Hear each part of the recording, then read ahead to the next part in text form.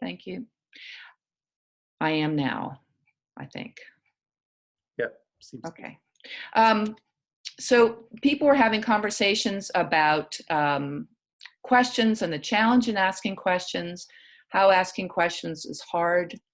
And so we thought it'd be useful to have a webinar around this idea of asking good questions. So I will be taking a piece of the webinar, and then Alex, who is here along with us, he's our product development guy, as one of the Coach Approach partners, and Alex will develop the webinar and he'll be leading much of it. Hello. So we're going to, as I say, make this as conversational as possible. We want to get you all into the conversation, so we'll be stopping at several different points to bring you in, and I'll unmute you all at that time. If you want to use the chat, you'll probably need to hit escape and then just jump into the chat. So that'll make your screen smaller, and you'll be out of my full screen. And as I mentioned, we were just in Luzerne County last week. Sherry was along and Mark for that. And we had a wonderful time in Wilkes-Barre with that group and Joe Kloss's folks. So thank you, Joe. And so welcome to the Wilkes-Barre team, the Luzerne folks. Also welcome to Mechanicsburg folks and two of our Harrisburg groups. So as you remember, we like to start by getting centered. And so we'll just do a brief centering practice, very brief centering practice, and then we'll jump into the webinar. Hopefully many of you have been practicing this. I'll look forward to hearing your stories about it. Right now, just notice yourself in your chair. Just become aware that you're sitting in your chair and feel your feet on the floor. Just pay attention to your feet.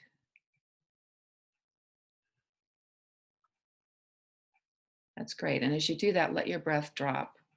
So it's not as high up in your chest, that it can be more in your belly.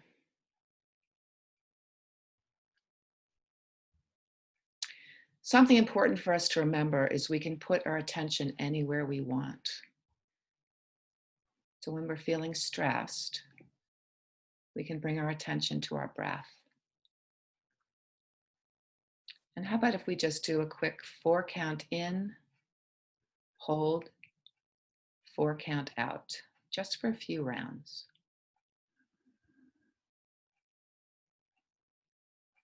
4 count inhale, hold, 4 count exhale.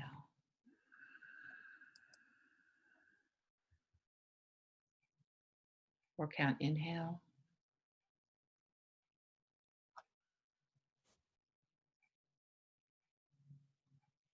And exhale.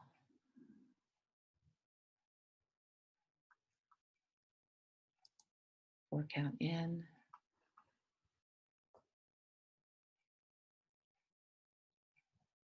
And exhale. Great.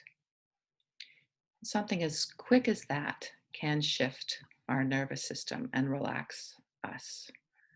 So thank you for centering with me as we start our time together. To remind you of the coach approach, for some of you, this is very fresh. For others, it's been a while. And we talked about this the last time in our last webinar. We gave a refresh on the coach approach. Today, just to remind you that these are the skill sets. We had a mindset and a skill set, and these are the coach approach skill sets. First, presence, just talked about that. And we're saying that helps us to show up equipped and aware, focused and flexible. Listening to understand, not just listening to respond. Clarifying and reflecting, we talk about how important this is. Rather than just saying, oh, I understand, reflecting back. Is this what you said? Do I have this right? I want to make sure I understand. Asking good questions, we'll talk about that today. Giving feedback, the idea of strengthening others by our supportive feedback. Holding accountability with others, making sure that they're staying on track, letting them know that we're following up with them because what they're doing is important. And then always modeling. We talked about this in every training, that folks are always watching. Are we consistent? Are we doing what we say we're going to do? Are we doing what we say others should do? And this is particularly important as we move into this idea of asking questions, because some of the barriers to our ability to ask questions and others' ability to be comfortable with questions is in this domain of trust. So we had some conversation with you about the barriers to asking questions, and this is what you said. For some of you, there was a sense of, my job is to tell, not to ask. I've been hired to tell people what to do rather than to ask them. And so I'm not doing my job if I'm asking questions. Or maybe there's not enough time. It's much more efficient if I just tell people what to do rather than ask questions. Maybe there's a concern that I'll be triggering defensiveness if I ask questions. People aren't prepared for my questions, or there might be confrontation or skepticism. So it might come from the other person, or it might be our assumptions about asking questions. And we heard this on our last community of practice call, that we might seem rude or nosy or trying to make someone wrong. So I want to just pause here, and I'm going to go back up. I'm going to try to do this. Here we go. I'm going to pause here. I'm going to go back to you all, and I'm going to unmute you and see what conversations you have now about the barriers that you're finding to asking questions. What are some of the barriers you're finding to asking questions? And I've unmuted you all, so anybody can speak at any time.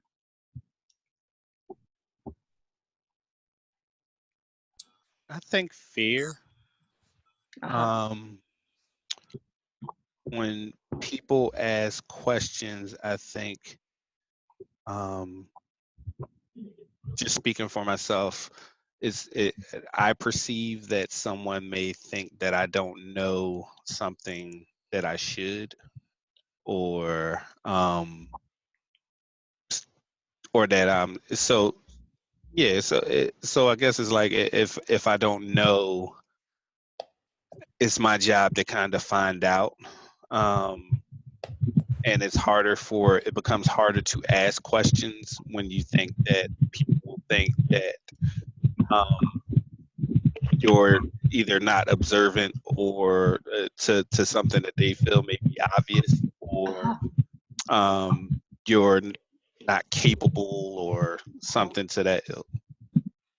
Yes, yeah, Jamal. So that fear of asking questions, because if I ask a question, I might look stupid. I mean, Right. Paraphrasing what you're saying, right? Yeah, and that's a scary one, isn't it? Right? Mm-hmm. That's a scary one. I mean, you think about what can happen if we need more information and we don't ask a question. We're stuck. We're really stuck. We're really stuck, right? So we want to be, that's great to notice that and note that other people may feel that way. And then a question from a coach approach is, how do we make it really easy for other people to ask us questions? How do we create a question-loving culture, right?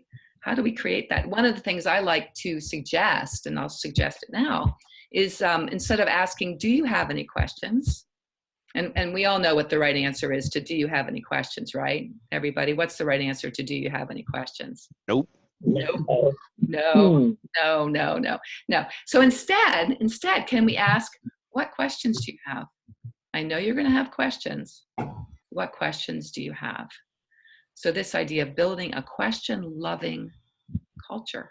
We're not mind readers. I don't think any mind readers on the call. I don't think anybody's a mind reader, right? What other barriers can you identify, other folks on the call, that you'd like to share? I think sometimes the perception of when you ask questions is that you disagree with the person who you're asking the question to. as opposed to just trying to figure out if you really do understand what it is they're saying. But I think others interpret that as disagreeing with their positions. Isn't that interesting? So that they hear the question as disagreeing. You know, one of the strategies, and Alex is an improviser.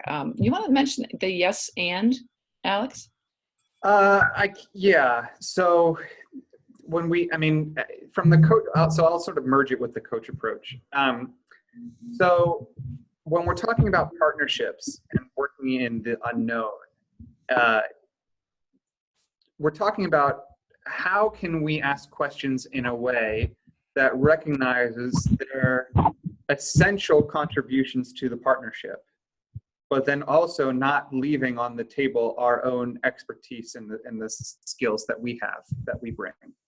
So we're going to have a couple of examples of questions in our presentation, and we can give you more later on, but questions that really emphasize keeping the partnership intact, not asking somebody what they think for the purpose of then sharing what we think, but instead asking people what they think from genuine curiosity, so that we take as much in our hands as they're comfortable to share with us, but then we also put it back on them to, continue to be the experts in themselves. So that's a phrase that I like to use a lot, is they're always the experts in themselves, and to come to their doorstep with all the knowledge in the world. We don't know what their life is like, or the challenges that they face, all the strengths that they have. So to ask questions that really evoke who they are so that they can contribute is essential. Yeah.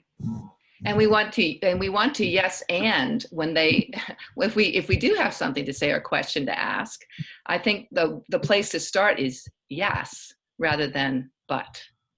Start with yes rather than but. Yes, and I have a question for you about that, rather than yes, but what about, right? So watching the but, that's what they say, watch out for the big but. We have a couple of Zoom questions. Sometimes we want to ask questions that are non-judgmental, questions that don't come across as judging, absolutely. Sometimes people are afraid of what you will do with the information that they share. Yeah. All those things are true. All those things are true. And I think those can be real barriers to asking questions. And then we get stuck, right? We get stuck. Because it's really important to ask questions. And we're saying building trust is key. So I'm going to go back to this. I'm going to quickly mute everybody for just a second. And mute. Okay, there we go. So we're talking about this idea of building trust. That we're saying trust is not something built in a day or something that is transactional. So trust is long-standing, and that 80-20 rule of giving people positive feedback, more positive than negative, that absolutely supports this idea of building trust. And SCARF, right? Remember SCARF, and we'll talk about it again, but the idea of preserving someone's status, certainty, autonomy, relatedness, and fairness. Super important concepts and things for us always to be paying attention to, because you remember from the David Rock video, we are, first of all, he says, we are meaning-making machines. And he also says, if we're going to err, we're going to err on the side of mistrust. We're going to start off by thinking there's a threat. We're going to lean to the side of threat. So we have to work extra hard. And we've talked about this, I think, in every one of the trainings. We have to work extra hard. People are coming into us not trusting. They're coming into our organizations with bad experiences, but perhaps bad family lives, challenging family lives. So we have to work extra hard to create what we're calling psychological safety. And this is Amy Edmondson's work on psychological safety. And you see the psychological danger here to the left. People afraid, not asking questions, but they're not going to ask questions. They're afraid to admit mistakes. They're blaming others. As others are blamed, people are less likely to share different views. And then the common knowledge effect of, we're not going to ask questions outside of what we already know. We're not going to do anything different. We're not going to break out of the pattern that we're in. All we're paying attention, well, I don't say all, much of what we're paying attention to is how safe am I? This is a much bigger conversation than we're having today, but just to plant the seed around this idea of psychological safety. And I'm curious, we'll hear in a minute if this is resonating for some of you. How safe am I? And how do we help people feel safe? So what Amy Edmondson says is that as people feel comfortable in asking questions, in making mistakes, admitting mistakes. I mean, obviously, we don't want people making mistakes right or left. But if something does happen, we absolutely want to know about it, right? People need to feel safe in saying what's true for them. And having a culture where we ask questions, what can we do differently? We learn from failure, that people are open to sharing ideas. We'll have better innovation and decision making, and people will feel more comfortable in the space.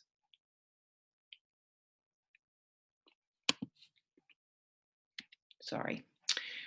So just some tips in terms of building trust, and then we'll open it up and hear how you do this. One piece is asking for permission, especially around this idea of asking questions. So for some people, just having the permission asked is a tremendous offer of respect. We might ask, may I offer an additional perspective on that?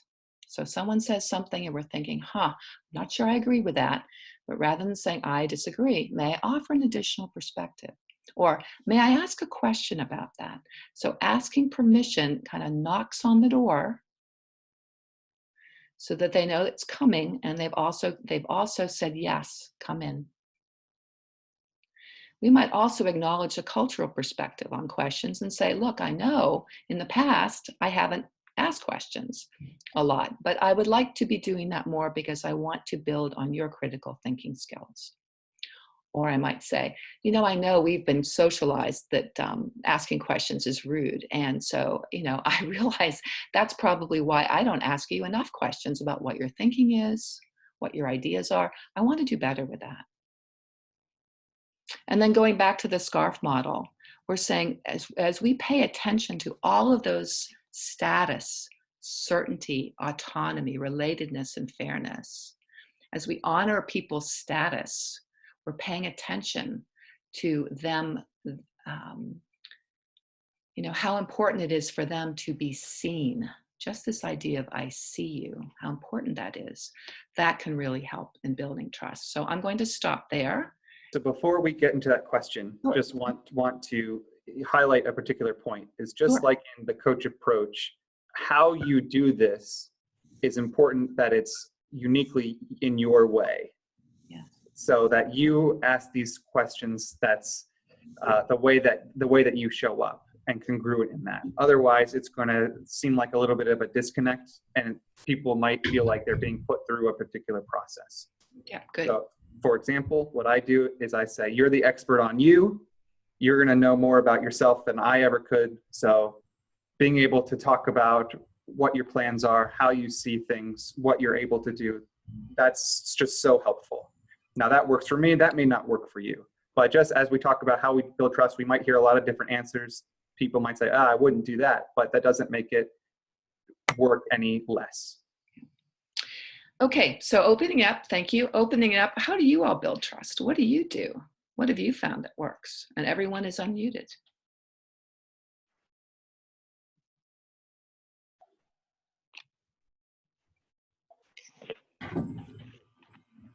Being true to your word. Doing what you say you're going to do and being true to your word, very, very important. Yeah. What else? I have found that finding common ground, like I said, I talk to people on the phone the majority of the time. So some things that work for me is, and they're part of what I need to do, where in Pennsylvania is this person from? What county? Do they live in a rural part? Is it a farming community? Do you see what I mean? Mm-hmm. because a lot of times that gives me insights into culture. And a lot of people, quite frankly, that are more conservative seem to be more nervous about expressing their views if they're from a certain part of our state. And then it's the opposite. If you know what I mean, we're in a very sort of like tenuous place when it comes to belief systems and things like that. So people are sometimes very unsure about anything that may dance close to something that could be interpreted as liberal or conservative, to be, bring out the elephant in my room anyway. And I have to try to, well, none of that matters. You know what I mean? I have to let them know that this is a solid playing ground. We're all on the same level. It doesn't matter if you're pink, purple, pale, or, dark. It doesn't matter. These problems transcend everything. And making sure everybody's kind of like understands the leveling field. Then people, and I mean, it's not like something I launch into. It's something that usually something they say or the way they say something clues me in. Okay. I may need to sort of like work my way into these waters carefully and see if this is an issue. Right. Yeah, that's a great point, and thank you for sharing that. Again, David Rock says we err on the side of mistrust. It's unfortunate, isn't it? But we're looking for threat. So yeah. we have to really work hard to find those opportunities to let people feel safe, to really be mindful about that. And I keep bumping my screen. So what other thoughts do you have? I think the ability to be vulnerable, showing people that I'm human just as they are, helps with earning trust.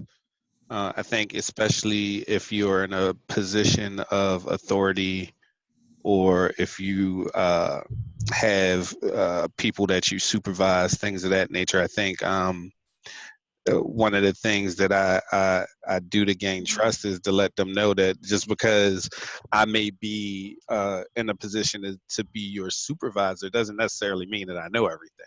Yeah, great.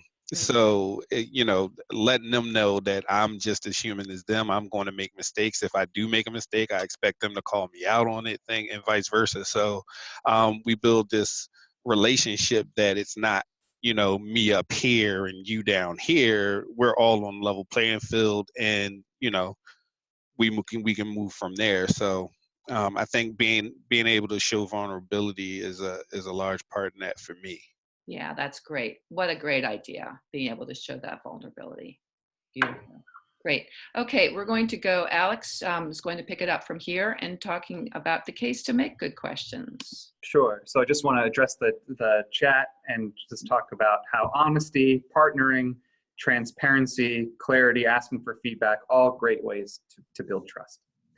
So the case for good questions. When we talk about asking questions from a coach approach, for the sake of what, the answer to that question is to serve a person who is dealing with challenging situations. We're not asking questions as a means to an end to get our own ideas across, or as a way to sneak in an ideas or put a person through a process, but instead really as service to someone else and their experience and getting through a particular challenging situation. There are a lot of great books about this idea of questions for the sake of service, humble inquiry, servant leadership among them. So things to check out on your Amazon after the webinar. The second case for good questions is to help others think through problems and become more powerful in their lives. Oftentimes, challenges that people have are very complex or complicated and seem just so overwhelming. The experience of somebody sitting down and listening and talking with a person and walking them through, okay, what's step by step, what can you do, can make those complex and complicated situations a little bit more manageable. And as a result, people can walk through lives feeling more powerful and more equipped to address the oncoming complexities. Third case for good questions is to reveal information and solutions that we couldn't see before our conversation. This doesn't mean necessarily offering your own perspective, but asking questions that they haven't thought of before, or seeing a situation in a different way that they haven't seen before, can be really powerful in getting someone unstuck. And this still means that the answers come from them, but in a way that without your questions, they wouldn't have seen their situation in that particular way, or wouldn't have experienced something that particular way. The last case for good questions is to help them see their situation in an entirely new way. So we went over that a little bit in the third bullet. I'm coming. So questions to avoid. So as we talked about with building trust and the transparency and the honesty and the partnering, if we hold those values, there are certainly questions that we want to avoid. So one of those questions is when we already know the answer to what we're asking. So that's not a genuine question. If there's a perception that your behavior in anything, especially in your questions, isn't genuine, they might believe that the other things that the other ways that you're interacting with them might not be genuine either. So that is a really quick way to erode trust. Similarly, questions to avoid would be giving advice in disguise. That would mean questions like, have you thought about this? Or have you talked to this person? That's a question, but really it's a suggestion. And I think people can sniff that out.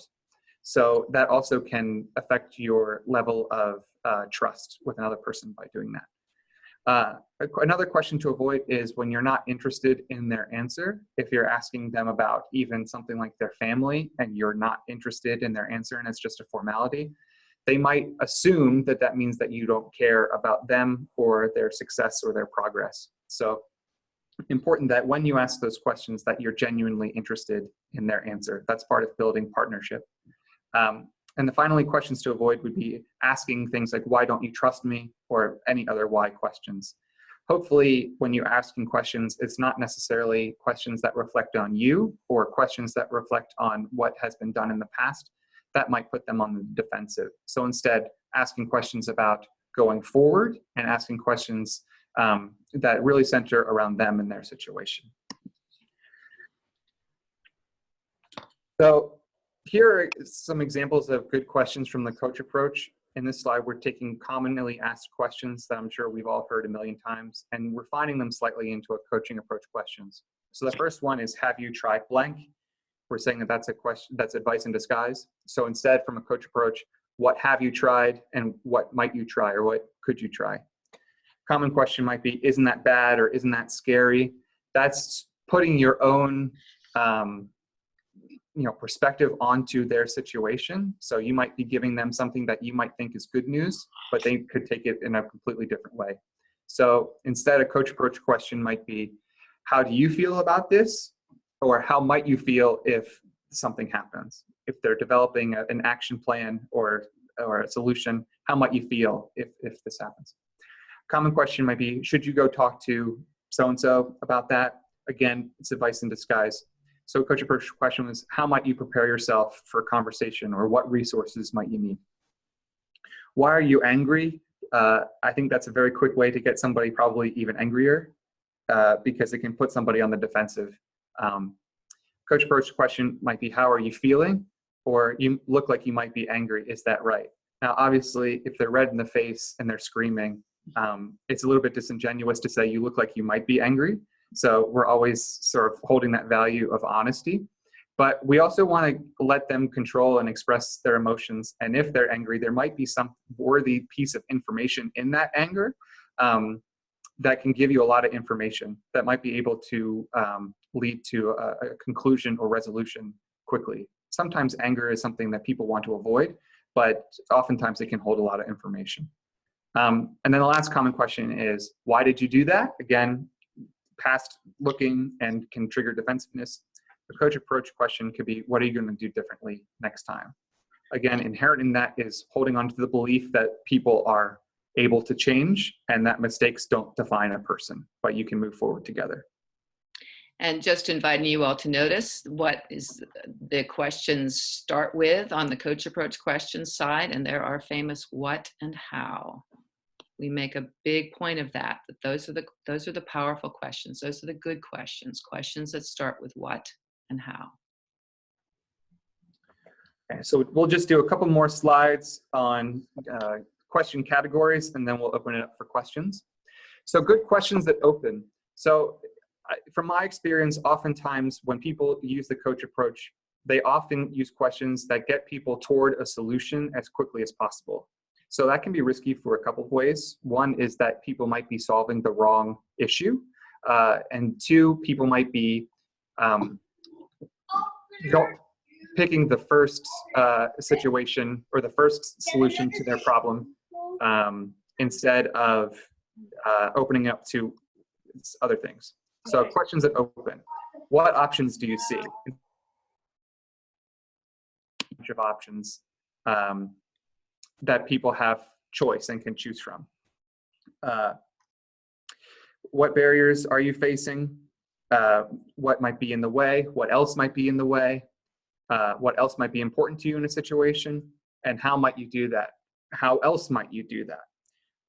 This allows for people to really explore different options, and using our good listening skills, you might find that people have a lot more energy toward something else than what you originally thought. That can be an indicator that the other thing is more important, or a second solution has more energy behind it than the first one that they thought of.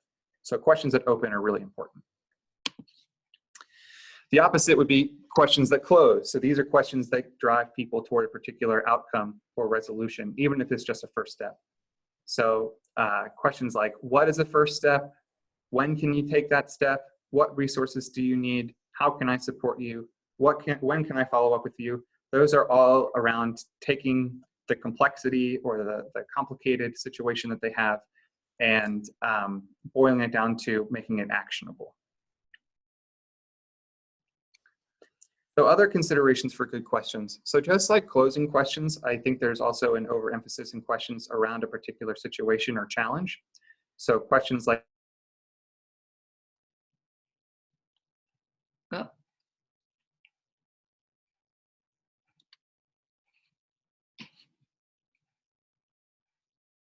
Alex, like what might your barriers be to a particular plan? Yeah, yes. okay, you're fine. That was just a funny muddled speech part. So just go ahead back with what might the barriers be to your plan. We just lost you for a minute. Okay. So questions around the situations could be, what might barriers be to your plan? What can you do to avoid this situation in the future? And what resources do you need to make that happen? But there's also really good opportunities to ask questions focused around the person who's in the challenging situation. How are they feeling about that situation? What are they noticing about themselves as you hear yourself talk? And how might you want to show up in future situations like this? Oftentimes, when people are experiencing a problem, people can feel like means to ends, or they can feel like they're responsible, and that can really affect their scarf. It can really affect how they're showing up and in their interactions with you. It can affect things like partnership and transparency and all the things that we talked about earlier that are important. So asking person-centered focused questions don't just maintain trust, but actually they can also offer solutions. It's not uncommon that sometimes the solution to a situation is a person choosing to show up a different way or choosing to have a different outlook on a situation as opposed to doing something differently. So being open to that and asking questions around the person can be very powerful. So we talked about questions that open and close, and we've talked about questions that are situation focused and person focused. So we want to give a little bit of time to ask you, what questions do you have about those categories, and if that makes sense. And everybody's unmuted now.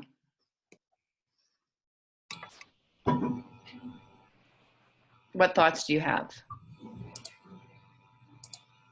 The idea of looking at questions that open, not just questions that close, and questions that are person focused, not just questions that are situation focused.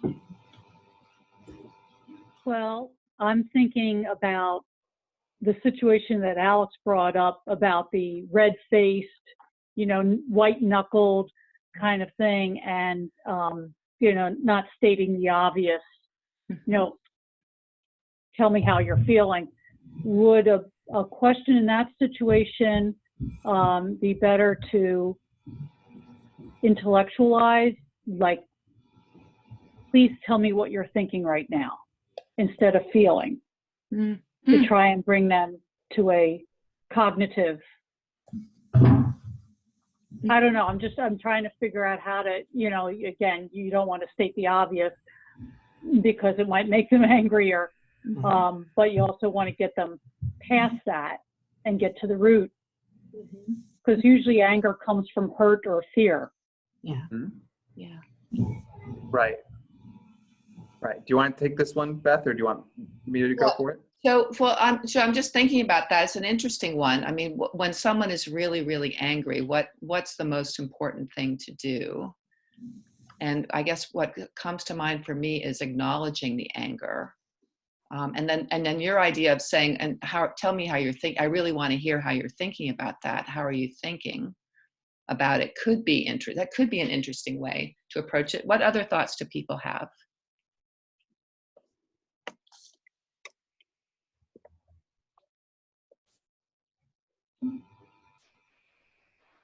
Everybody's unmuted, so you can just go ahead and talk if you have a thought. Yeah, this is Mark. I think for me, I think one of the things that I think about is, first and foremost, is it does start with the relationship that you have with the person to begin with, and how has that relationship been over time? Because sometimes if it's one of these things where it's a long-standing history of things, and if you kind of go into those questions about kind of, hey, how is this affecting you, or how is this going forward, could definitely escalate it. So I think it's first and foremost, it's understanding where that relationship is coming from, and where where the history comes with it, and then from there, I think that acknowledging that you are understanding, or you are seeing this emotion, because they might sometimes not even realize that they might be coming across that way. So I think there's two things that come to mind for me, would be, like, for me, that's how I may try to read it, is first off, understand the history, and then advising, or just kind of saying, this is what I'm seeing. Is that correct? Great. I would add that, going along with the idea of recognition, sometimes I think perhaps the idea is almost not to move past it, but to really investigate it and understand it, so that you acknowledge the fear and the confusion, and there's an opportunity maybe to follow that and understand where that comes from. The risk of moving past it too quickly, I think, could be that they hold on to that fear and confusion, and even if they're not yelling, they can still be preoccupied with those, with that anger and those ideas. So part of being heard, part of allowing them to be heard, and the partnership is, maybe sitting with them and letting them be angry and letting them express themselves. And I know it can be a little bit uncomfortable, but it goes to that place of psychological safety, of allowing people to, let's call it allowing the mistake of yelling, or allowing the mistake of people getting really hot and saying, okay, this happened. And, if this is something to, is this the relationship that we want to have, or what do I need to do to help you out with this? And then maybe what are things that they can do to do it? I don't know.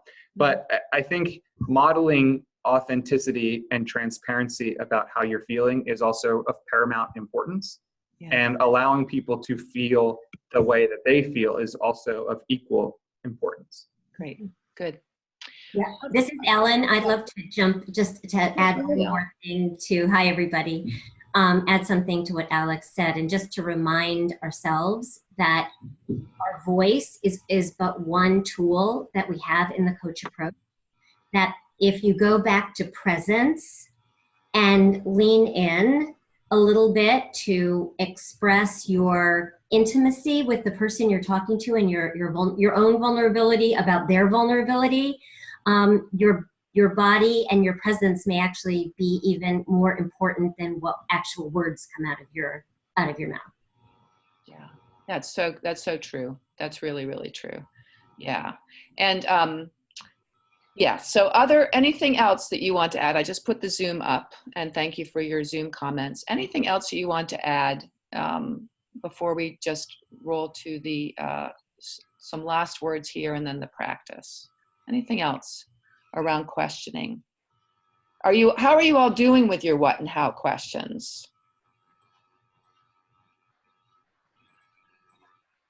How is anybody doing with their what and how questions? Hi, everybody. This is say Maureen. I'm getting a lot better the more that I practice with the what and how questions. Excellent. Others? Who just was speaking? Who was that? Larissa Kimmel. Hi, Oh, Larissa. Larissa. Great. Great, good for you. Who else? I was just going to say that Yep. I do better with the what and how now, understanding that when it all comes from a place of authenticity and it's a genuine curiosity, people get that and they understand that. And it's very important that that's where it comes from. I say it over and over again, but it's always the why am I talking, and for what reason am I asking this question, and ensuring that it's not a personal gain, but it's actually to help the person get to where they need to get to. Yeah, great. Thanks, Swanine. Okay, so Alex has one more slide. I have one more slide, and then we'll send you back to your day. Okay, so just as sort of a wrap up, we're not asking just about a task, but about them and their thoughts and their feelings and their family, and not just as a person that is in the way of getting something done, but recognizing the human side of the who that they are. Really important. Asking questions that keep control in their hands as much as possible, so that people can feel empowered, recognized for the good work that they're doing. Very important. Asking questions about how they want you to support them. Again, ideas about not just going through a process and feeling like control is out of their hands, but putting control in their hands as much as possible. And lastly, remember to follow up. So if you make a commitment to them, it's really important that you take it extremely seriously, because otherwise your trust completely plummets and they're going to be really reluctant to share anything with you in the future, because why would they if they don't believe it's going to help them? So that's it for the other tips. Does anybody have any questions? Or Beth, did you have a thing to add to this segment? Well, I think it goes back to always modeling, Alex. Yeah. This is the piece that we just want to remind people of, which doesn't mean we have to be perfect. And as you all said, being vulnerable is true. We're all going to make mistakes, and we're going to not show up perfectly all the time. And who wants to be around a perfect person anyway? I mean, so I don't know that perfection is the goal, but to be very aware that we're always showing up, and then we can choose to be intentional. We can choose to be present, as Ellen said. We can choose to intend to listen.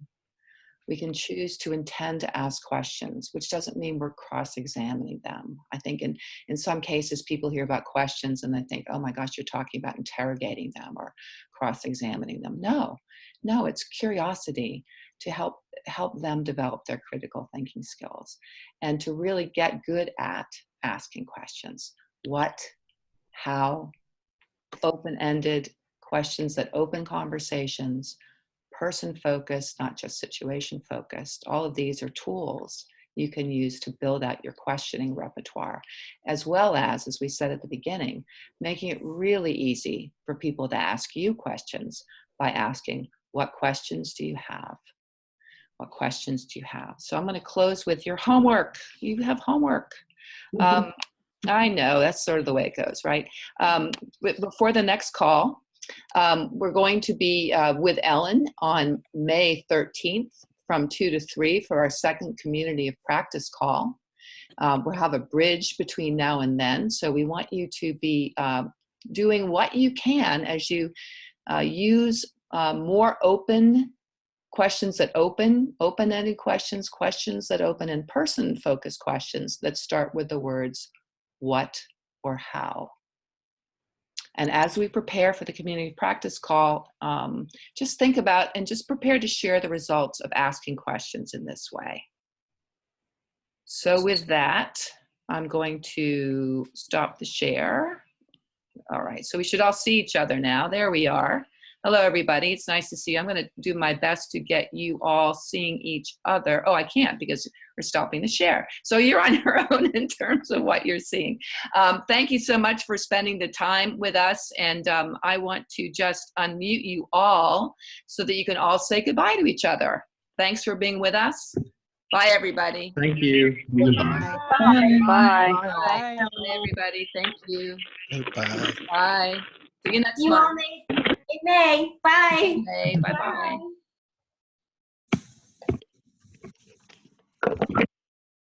All right. Is anybody still on? Oh, a whole bunch of people are still on. Okay. If you don't know how to leave, there's a little button on the bottom that says end meeting down there on the right-hand side. And all right, you're finding it. End meeting. There you go. Down the bottom. Alex is still on. Dwanine's still on. A few people still on. Now, Mark, you can stay on if you want to. We'd love to get your feedback. And Ellen too. Alex, no? No, he's gone. All right. Oh, Ellen's gone too. Ellen's gone. Oh, You might want to stop recording. oh yeah, good idea.